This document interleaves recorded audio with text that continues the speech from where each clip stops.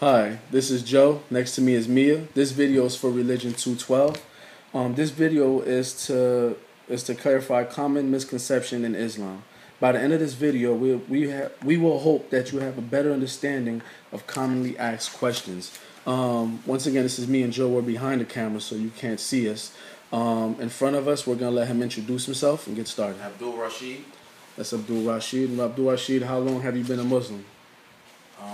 Since October 4th, 2007. All right. We're gonna ask you a series of questions just so you could, better inform us of what we don't know about the religion. The first question is, why is a man allowed to have more than one wife in Islam?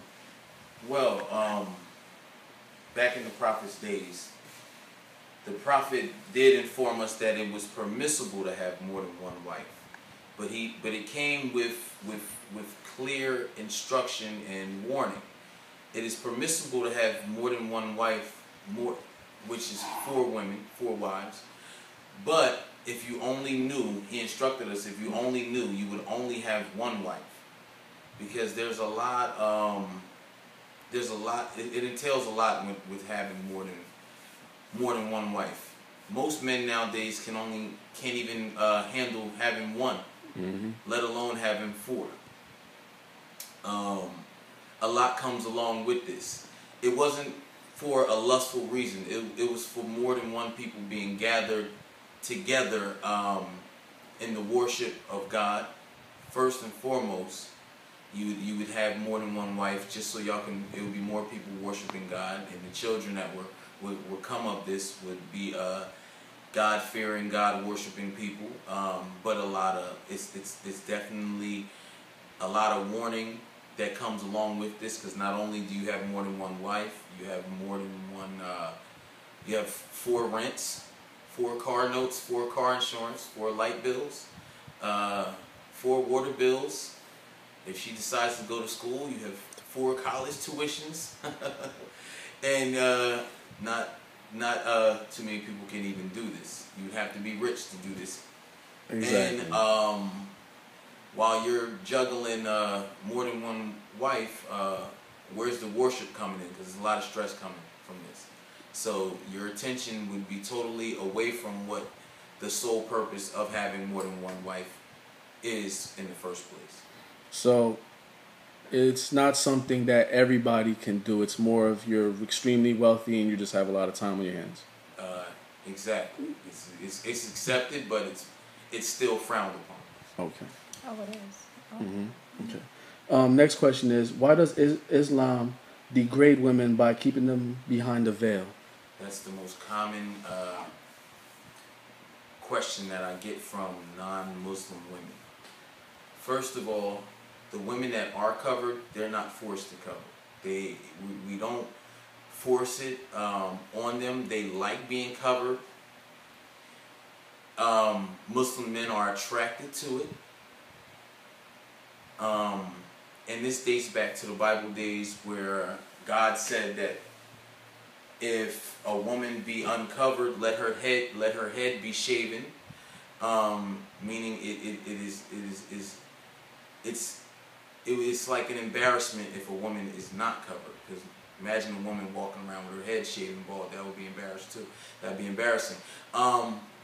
So it's a direct commandment from God for women to be covered. So men don't lust over women,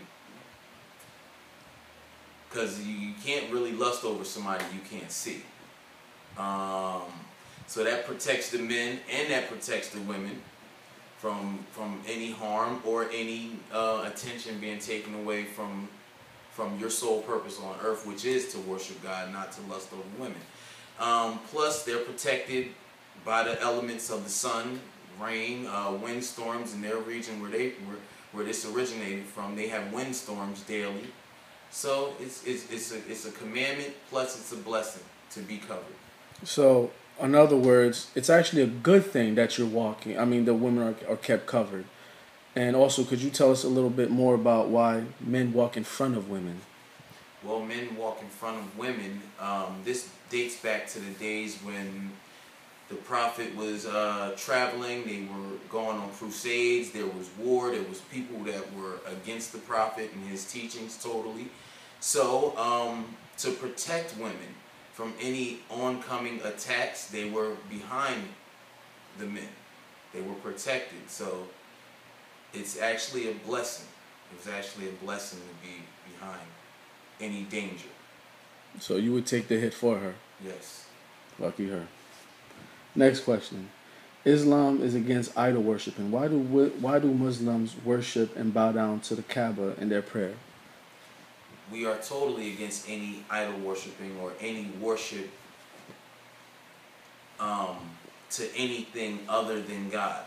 Our worship is solely and totally towards God. We just pray in the direction of the Kaaba, not to the Kaaba. The Kaaba is in the holy city of Mecca. It is the first house of God built by Abraham, and we pray in that direction because the prophet ordered us to pray in that direction. That's the direction that he prayed in. Okay. All right. Why is pork forbidden in Islam? Well, pork is the foulest animal that you could eat. It was forbidden, and this goes back to the Bible days, to Leviticus. God commanded us not to even touch it. It's an abomination.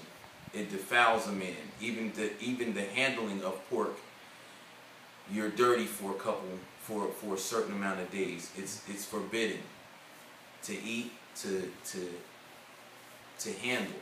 It's just forbidden. And let alone has the highest bacterial content out of any food you can eat. So it's all bacteria.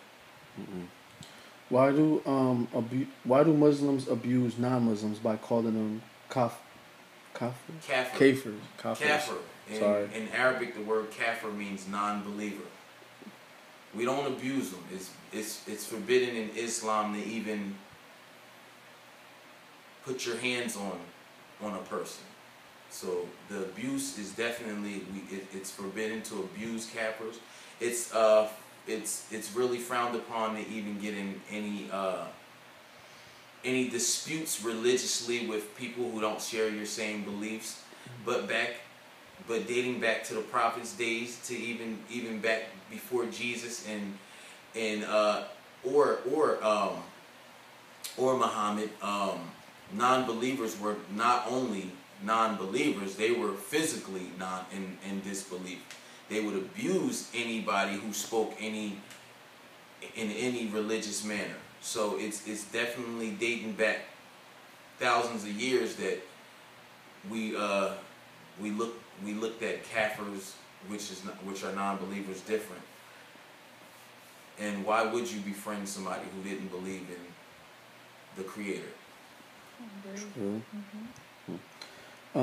What are the differences between Christianity and Muslims?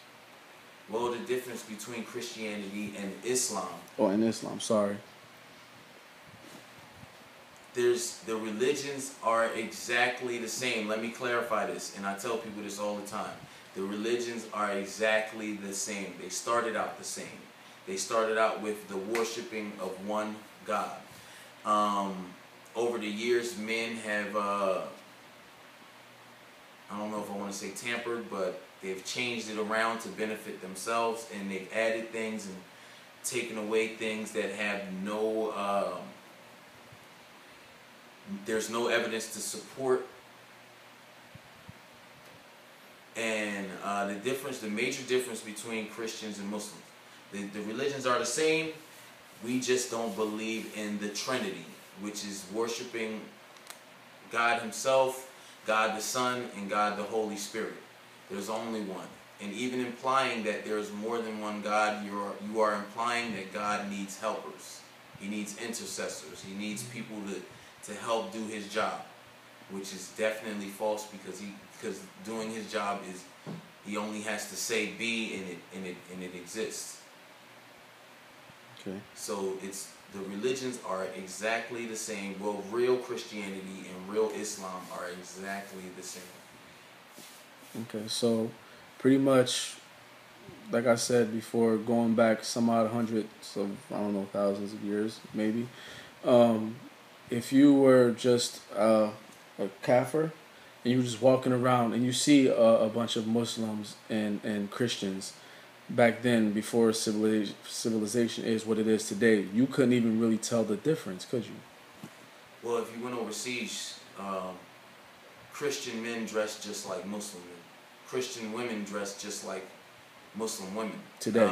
If you went thousands of years back, if Jesus and Moses were together, you wouldn't be able to tell who was the Christian, who was the Muslim. There was no separation. We added the separation in the religions by adding other things to it and starting to worship other things and saying I'm on this and you're on that, when they really originated the same. Gotcha. And we're all descendants of Abraham, who definitely preached the religion, the worship of one God, Islamic monotheism. And the word Muslim means the one who submits totally to the will of God. So if you do submit totally to the will of God, no matter what you label yourself, you are a Muslim. So regardless, most Christians in reality are Muslims, just not if following. If you submit to the will of God, you are a Muslim. Anything that submits to the will of God, not even being a person, inanimate objects, trees, animals, they submit to the will of God. What God has willed them to do, they do. So they are in fact Muslim too. Okay. That's deep. Attributes, names in Islam. What do they mean, and who are they given to you? Are they chosen?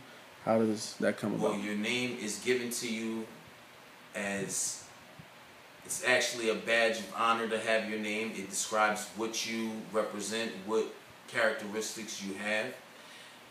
And it was a commandment from God that we speak Arabic, so we take on Arabic ways of lives. We grow our beards, we try to dress Islamic, and we take on Islamic names which hold more significance, more value than just regular Americanized names. They actually have a meaning. What does Abdul Rashid mean? Abdul means servant of God, servant of Allah. Everybody has to have the Abdul first? Abdul, yes. Everybody has to have it's a title. So it's like Not Mr. everybody does, but it's definitely recommended. Okay. Because we are Abduls. We're servants of God. Do women get the Abdul or no? No. Okay, so just the men. Yeah. Okay. So what does your name mean? Abdul Rashid means the strong one. The servant of God, the servant of the rightly guided. Rashid means rightly guided, and Abdul is the servant of God. Okay, so that's the servant of the rightly. Servant of the rightly guided. Rightly guided. Nice. All right. This concludes our interview. Did you have any other questions? No, that's all right. This concludes our interview with Abdul Rashid. Did you have anything that you wanted to say? You know, just anything at all that you just wanted to throw out there? Just. Salaam alaikum. Wa alaikum salam. Oh yeah, I knew that. All right. Well, this concludes our video. Once again, this is a video for Religion 212. This is Mia and Joe. I said Joe and Mia earlier. I hope y'all caught that. All right. Thank you. Bye.